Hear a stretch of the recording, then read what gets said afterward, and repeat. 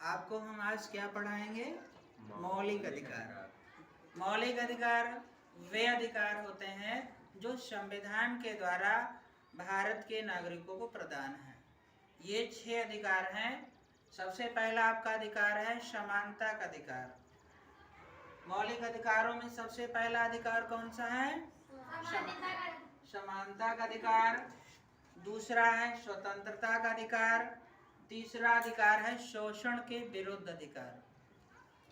फिर शोषण के विरुद्ध अधिकार के बाद चौथा अधिकार है धार्मिक स्वतंत्रता का अधिकार। उसके बाद शिक्षा सांस्कृतिक का अधिकार, शिक्षा और जो संस्कृत है हमारी उसका अधिकार है।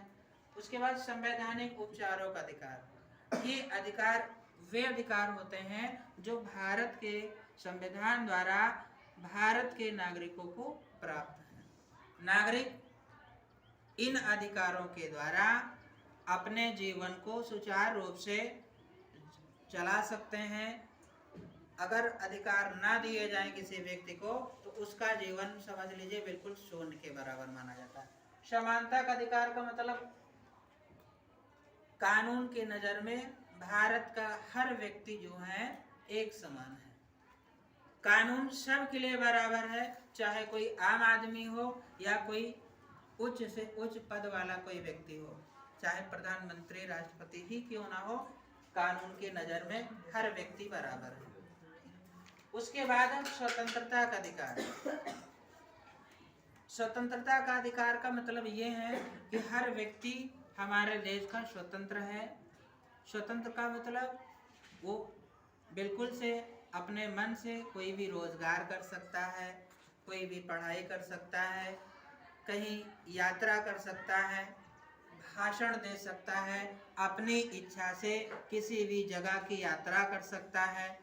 ठीक, जैसे उदाहरण के तौर पर हम स्वतंत्र हैं, जैसे हम आम बेचना चाहते हैं तो आप बेच सकते हो, ठीक, लेकिन वो आम अगर आप चोरी से बेच रहे हो किसी दूसरे के आम ला करके, तो ये आप दूसरे की स्वतंत्रता का हनन कर रहे हो। मतलब स्वतंत्रता का मतलब ये है कि आप काम करिए लेकिन दूसरे की स्वतंत्रता का हनन ना हो। समझ में आया ना? उसके बाद है शोषण के विरुद्ध अधिकार।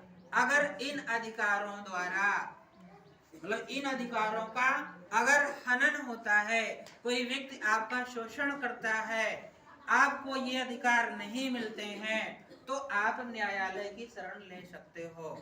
आप न्यायालय में अपील कर सकते हो कि इन अधिकारों का हमारे हनन हो रहा है। तीसरा है धार्मिक स्वतंत्रता का अधिकार। भारत एक पंथ निरपेक्ष राज्य है। यहाँ किसी भी धर्म को राष्ट्रीय धर्म की संज्ञा नहीं मिली है। किसी भी धर्म को राष्ट्रीय धर्म नहीं माना गया है। सभी धर्मों का बराबर सम्मान किया गया है।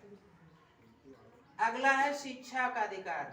शिक्षा और सांस्कृतिक अधिकार का मतलब ये है कि आप अपनी परंपरा के अनुसार, अपने धर्म के अनुसार जैसी भी आपकी इच्छा हो शिक्षा प्राप्त कर सकते हो। किसी भी संस्था में, किसी भी विद्यालय में, कहीं भी जहां आपकी इच्छा हो, अपनी संस्कृति का, अपने धर्म का आप जो भी व्यवस्था है उसके उन शिक्षा को ग्रहण कर सकते हो। उसके बाद है संवैधानिक उपचारों का अधिकार। ठीक है ना?